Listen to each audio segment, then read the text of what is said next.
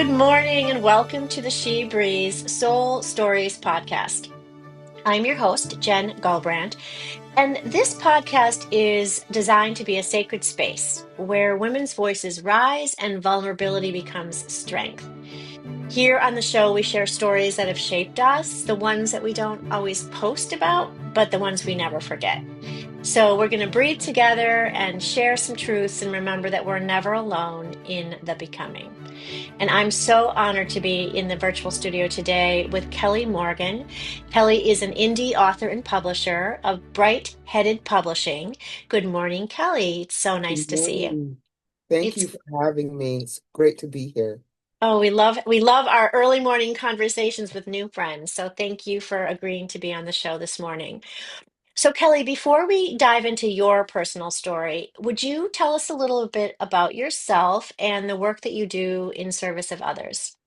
My name is Kelly Morgan. Like you said, I'm an indie publisher, indie author, and I am somebody who's passionate about helping people, get their words out there. Because I think everybody has a story that they want to tell, but some of us just don't know how to quite go about getting that story out there. And so when I started my journey to get my story out there, I dived into a world that I knew nothing about, the publishing world. I thought I knew what I knew, but I found out I didn't know anything. And so from all the things that happened, I decided that I was going to make it my passion and my mission to not only help myself, but to help others when it comes to telling our stories and getting our words out there.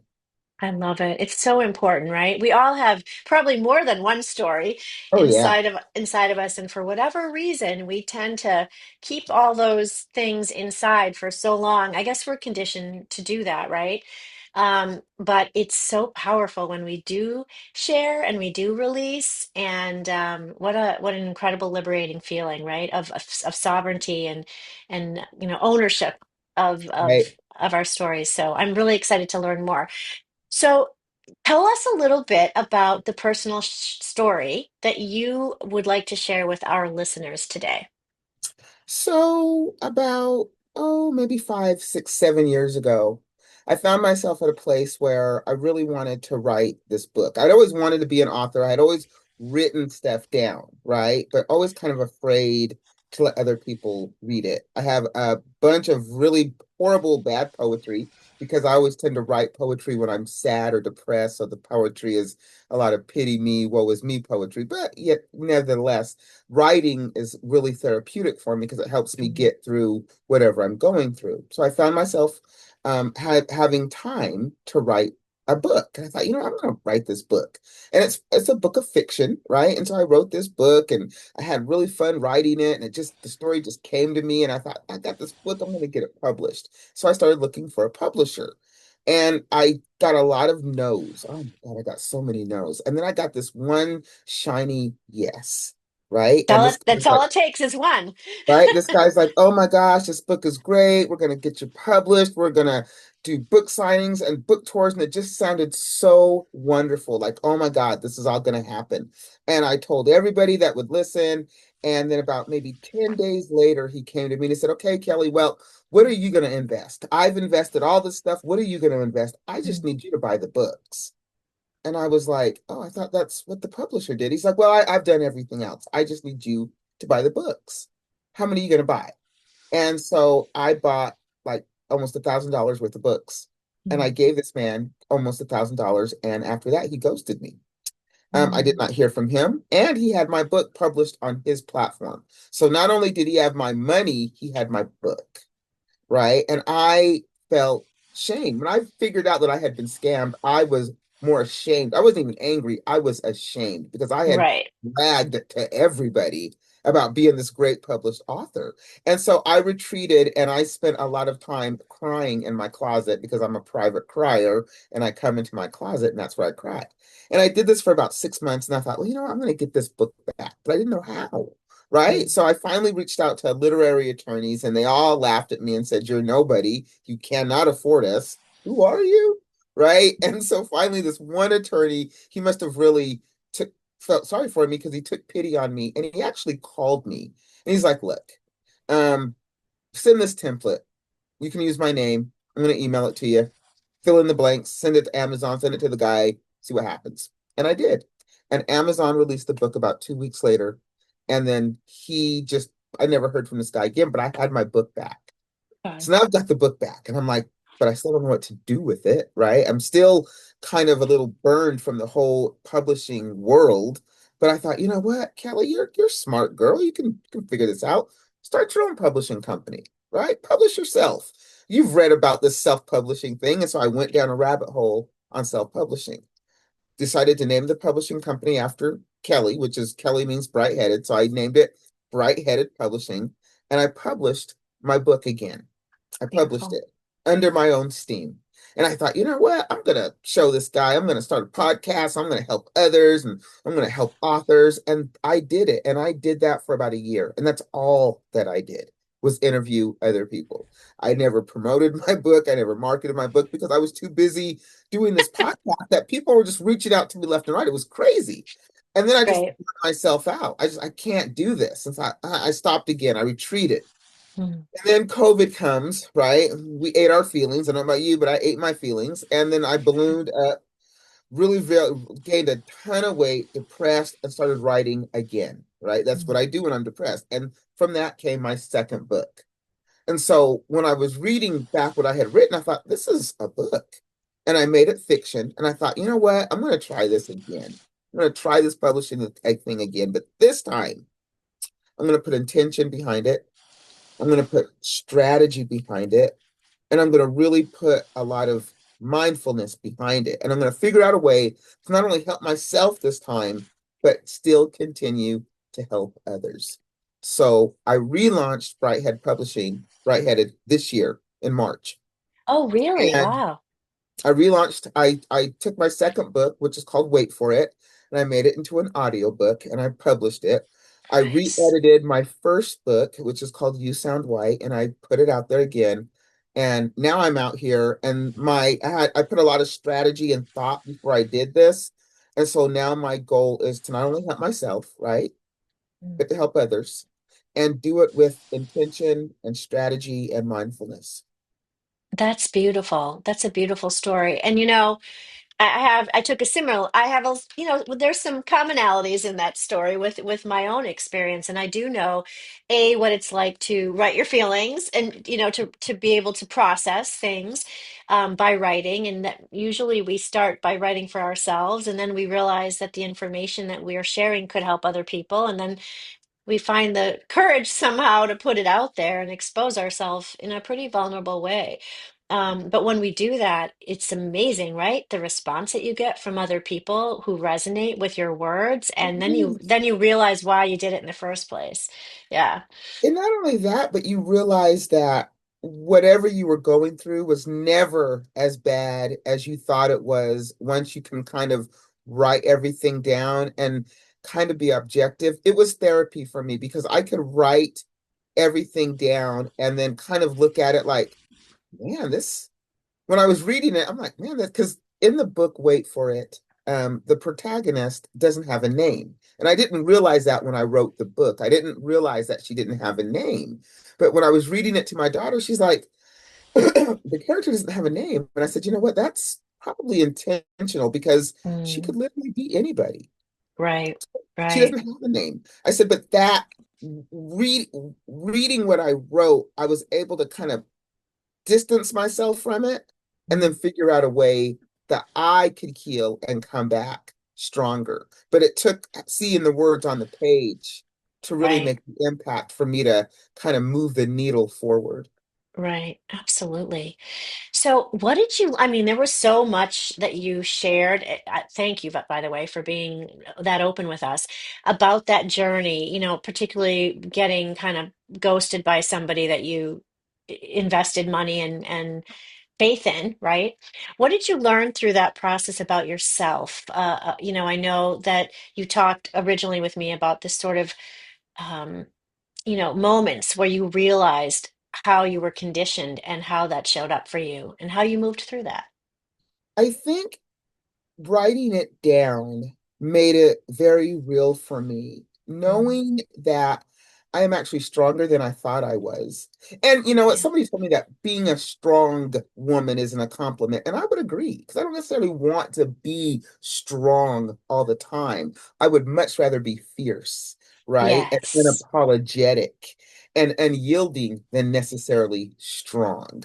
Yeah. Strength is great, but sometimes I don't want to be strong. And so that's Right. not necessarily a compliment for me. I know that we think, oh, I want to be a strong woman. No, I want to be a resilient woman. I want to be Yes. a somebody who has longevity and perseverance and so I learned all of these things about myself. Beautiful. I also learned that when I actually sit with myself, which can be incredibly uncomfortable if you've never done it before, Oh, and yeah. listen to that tiny little voice that we tend to push down, that Hmm. it is so insightful. Mm. And I have really learned to honor myself first and then Beautiful. others second. I learned and found my authentic voice. I also learned that there is power just in my story, not only the characters in the books, but Kelly's story. And when I start telling people like you my story, they're like, wow, that's powerful. And at first I was very afraid to tell the story. I was just going to ask about that. I was very Yeah. afraid. I was very ashamed, and I just didn't want to tell anybody because when you start telling somebody about how you were duped or scammed, or there's a lot of shame Yeah. involved. I mean, Of and for course. me, it was like, how can I tell anybody what happened to me and not feel completely stupid like an idiot? And so I really talked really horrible to myself, and that's another thing Mm. I learned too. I also Yeah. learned that the words that we use in our dialogue Hmm. matters, Oh, right? so much so. And So so much. my inner dialogue has changed over the years where I tell myself completely different things, the opposite of what I was telling myself maybe 5, 6 years ago, right? But Right. it's a Yeah. journey.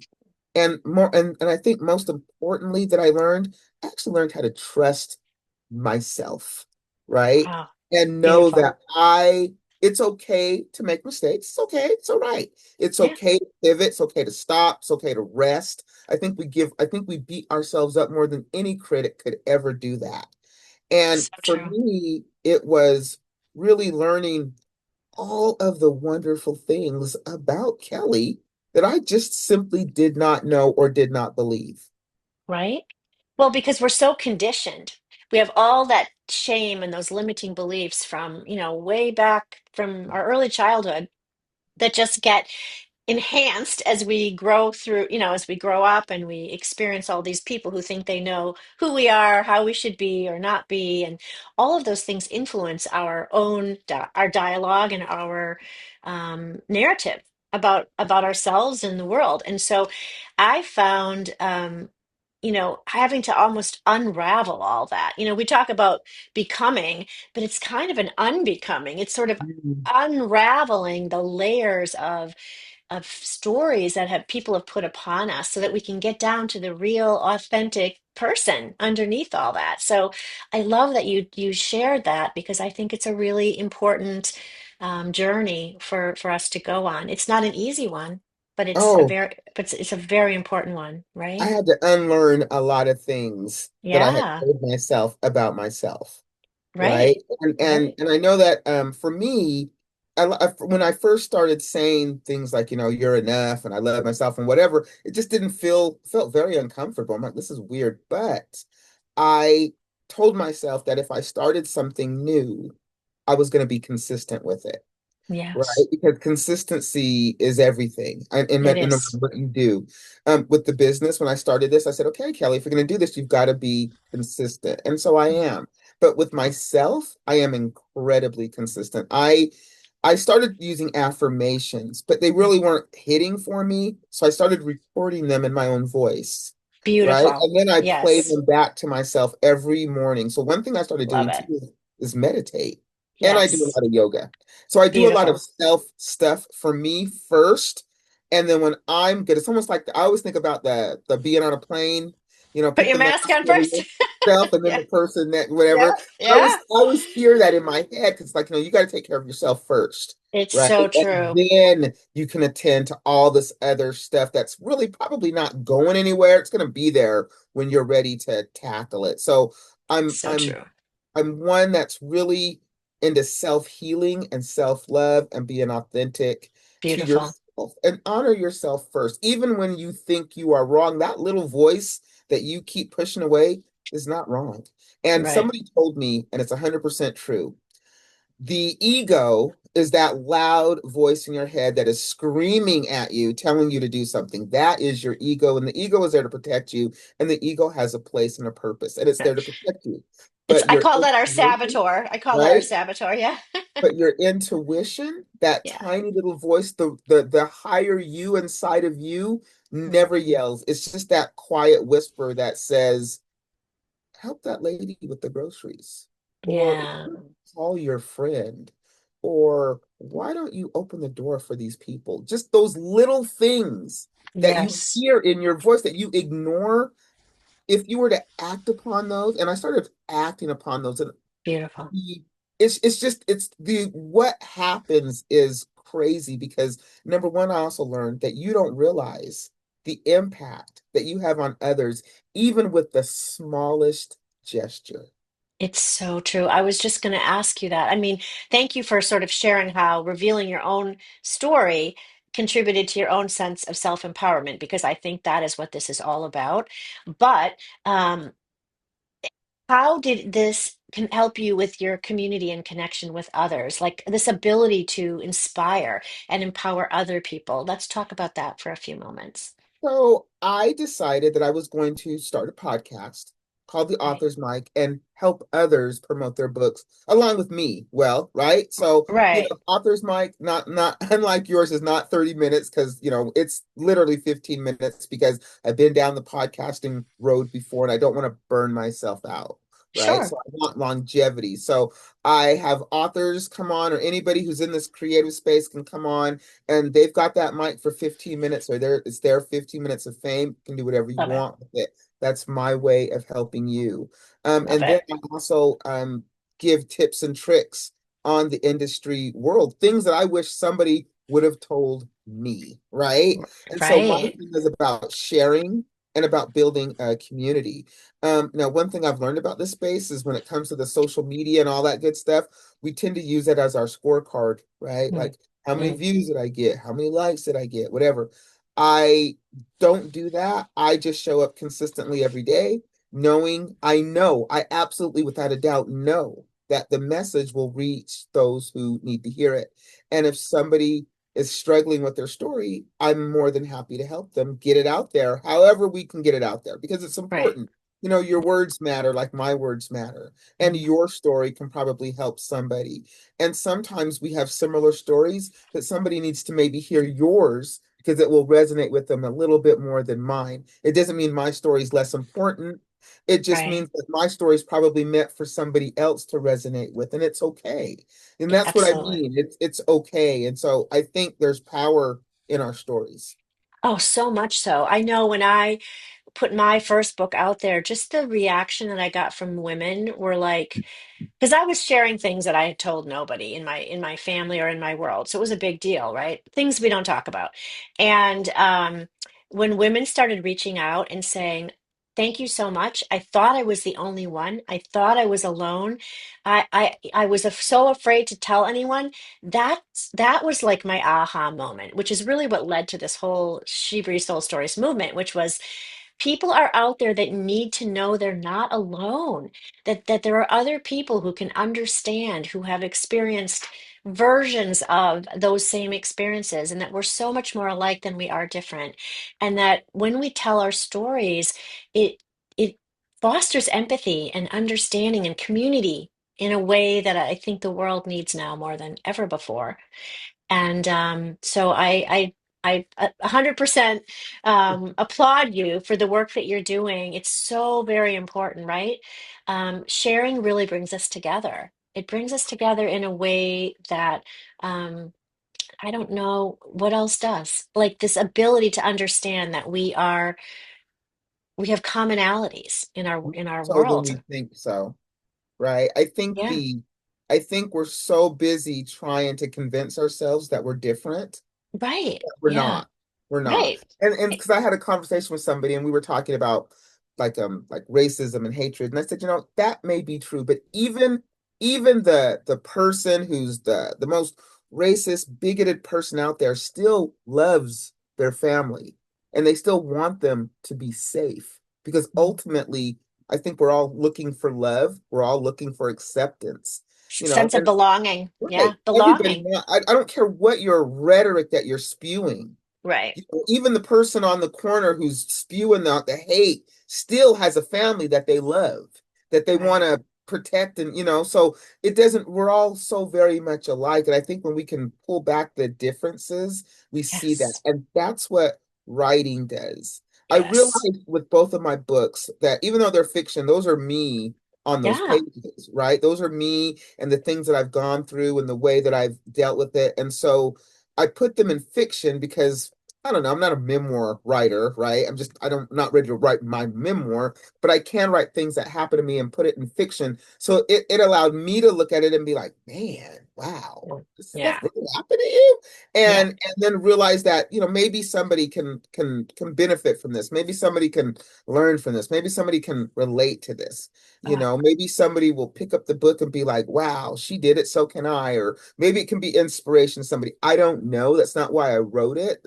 But I do think that when we really start to quit the rhetoric with how different we are and ah, I'm different, and really start looking at our commonalities is where we come together. And that's how we start building community.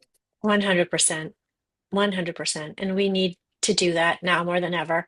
I agree. The world is, there's enough hate and division, and we need more love and kindness and compassion and acceptance. And that's the new way of being that I put out there every day, that's the world that we want to recreate for ourselves and for our families that we do love and care about. So I'm Very right true. there with you.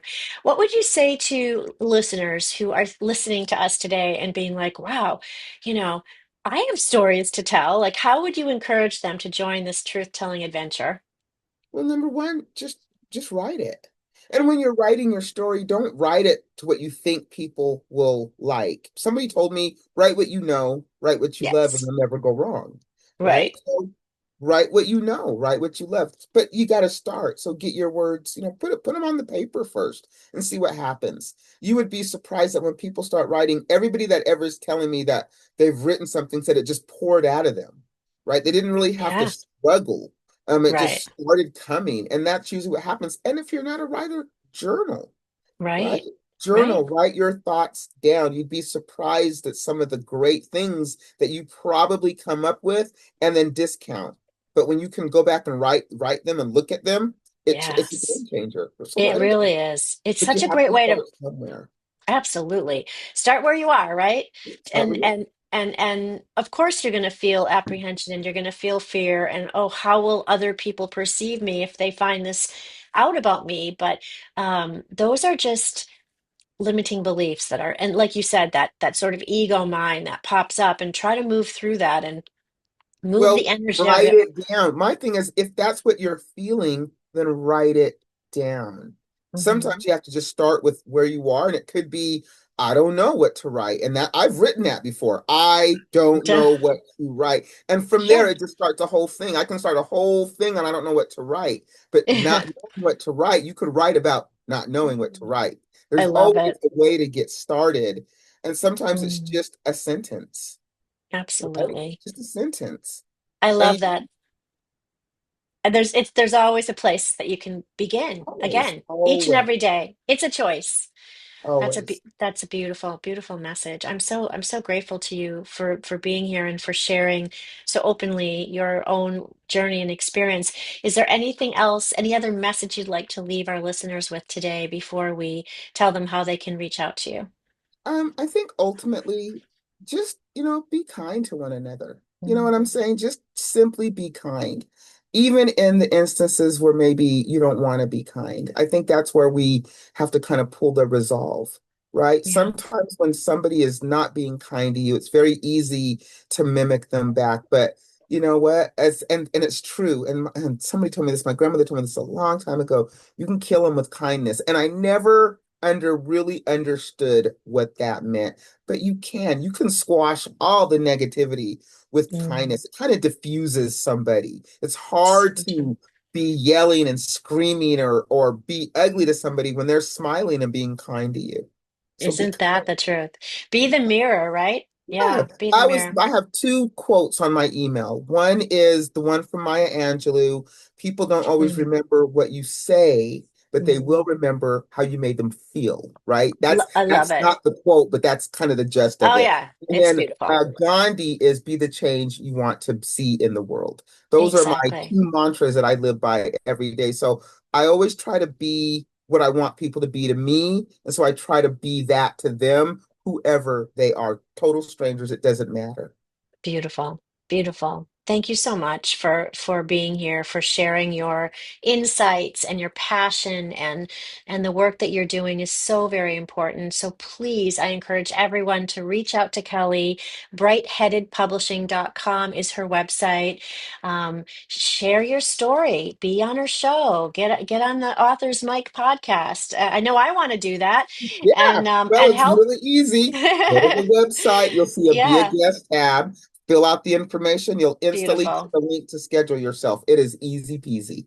I love that. And I really am so grateful to you for being here and for sharing in this way and to our listeners for tuning in and to such an inspiring conversation with such a beautiful person. So thank you.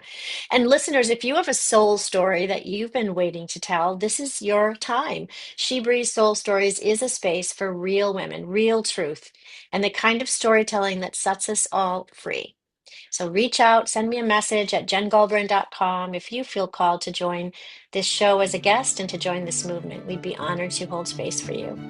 Until next time, take care. Thank you.